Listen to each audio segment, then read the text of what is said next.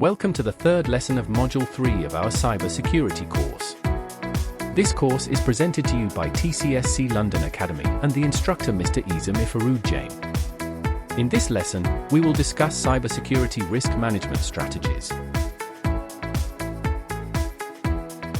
Risk management is a fundamental aspect of cybersecurity that involves identifying, assessing, and mitigating potential threats and vulnerabilities.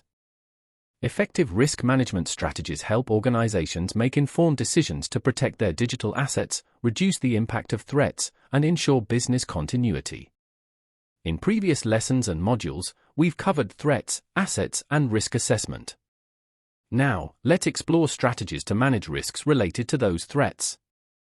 Handling risk means making a decision on how to deal with the findings of risk assessment is the next step to answer the question: what are the measures to handle security risks? Risk can be dealt with in four general ways, either individually or in combination. Risk acceptance. Deal with risk by accepting the potential cost and loss if the risk occurs. Risk reduction. Implement a countermeasure to alter or reduce the risk. Risk transference. Purchase insurance to transfer a portion or all of the potential cost of a loss to a third party. Risk rejection. Pretend that the risk doesn't exist and ignore it. Although this is not a prudent course of action, it is one that some organizations choose to take. Which is the best way to handle risk? This depends on the cost of the countermeasure, the value of the asset, and the amount by which risk reduction techniques reduce the total risk. Companies usually choose the one that provides the greatest risk reduction while maintaining the lowest annual cost. These concepts are expressed numerically as the following formulas. Threat multiplied by vulnerability and by asset value equals total risk. Total risk minus countermeasures equals residual risk. No organization can ever be 100% secure. There will always be remaining risks. The residual risk is the amount that is left after safeguards and controls have been put in place. The cost-effectiveness of a safeguard can be measured as follows. A-L-E before the safeguard minus A-L-E after the safeguard equals the value of the safeguard to the organization. Remember, A-L-E stands for annual loss expectancy as covered in our previous lesson. Feel free to review this lesson for more details on how to calculate A-L-E. This formula can be used to evaluate the cost-effectiveness of a safeguard or to compare various safeguards to determine which are most effective. The higher the resulting value is, the more cost-effective the safeguard is. Let's start with the first way on how to deal with a risk: acceptance. Risk acceptance involves acknowledging and tolerating the potential consequences of a risk without taking active measures to mitigate it. This strategy is appropriate when the potential impact of a risk is low or the cost of mitigation exceeds the potential loss. It's crucial to carefully assess the potential consequences before opting for risk acceptance.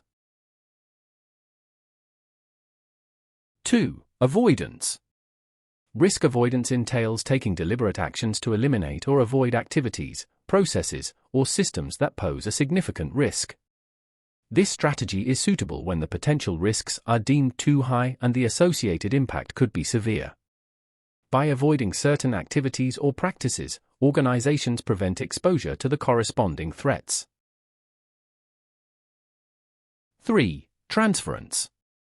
Risk transference involves transferring the responsibility for managing a risk to a third party, often through insurance or outsourcing. Organizations opt for this strategy when it's more cost-effective to let another party assume the financial burden of potential losses. 4. Mitigation. Risk mitigation focuses on reducing the likelihood or impact of a risk through proactive measures and controls. This strategy is a fundamental component of effective risk management. Mitigation measures may include implementing security controls, conducting regular vulnerability assessments, and developing incident response plans. Now, let's uncover the key considerations for risk handling. Starting with informed decision. Organizations must make an informed decision about accepting a risk based on a good understanding of its potential impact. Next, documentation. Clear documentation of the rationale behind risk acceptance helps ensure accountability and aids in future decision-making. Risk tolerance. Organizations must define their risk tolerance levels and establish criteria for determining when it is acceptable to accept certain risks. This ensures consistency and alignment with organizational objectives and values. Cost-benefit analysis. Conducting a cost-benefit analysis allows organizations to weigh the potential costs of risk mitigation against the potential losses associated with accepting the risk. This helps organizations make informed decisions about whether the benefits of accepting the risk outweigh the costs of mitigation. Risk ownership. Clearly define ownership and responsibility for accepted risks within the organization. Designating accountable individuals or teams ensures that someone is actively monitoring and managing the accepted risks and taking appropriate actions to mitigate their impact. Monitoring and review. Implement processes for ongoing monitoring and review of accepted risks to assess their effectiveness and adjust risk management strategies as needed. Regular monitoring helps organizations identify changes in risk factors, emerging threats, or shifts in business priorities that may require reassessment of accepted risks. Communication and transparency. Communicate the rationale behind risk acceptance decisions transparently to stakeholders, including executive leadership, board members, and relevant departments. Open communication fosters trust, facilitates alignment with organizational goals, and ensures that stakeholders understand the reasoning behind risk acceptance decisions. Lastly, compliance and governance. Ensure that risk acceptance decisions align with regulatory requirements, industry standards, and internal governance policies. Adhering to compliance obligations and governance frameworks helps mitigate legal and regulatory risks associated with accepting certain risks and ensures accountability throughout the organization. Remember, cybersecurity risk strategies are based on decisions that top management of an organization must approve. Some benefits of effective risk management decisions include business continuity. Effective risk management ensures that potential disruptions are minimized, allowing organizations to maintain normal operations. Resource optimization. Properly managed risks prevent unnecessary expenditures on recovering from incidents. Compliance. Regulatory requirements often necessitate risk management practices to protect sensitive data and maintain data privacy. Stakeholder trust.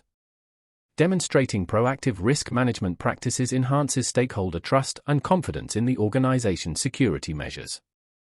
In this lesson, we've covered the following: handling cybersecurity risk, acceptance, avoidance, transference, mitigation. We also covered key considerations for risk handling and some key benefits of effective risk management strategy. In our next lesson, we will deep dive into mitigation techniques and explore some of the most common strategies and safeguards. Stay with us to learn more. See you there.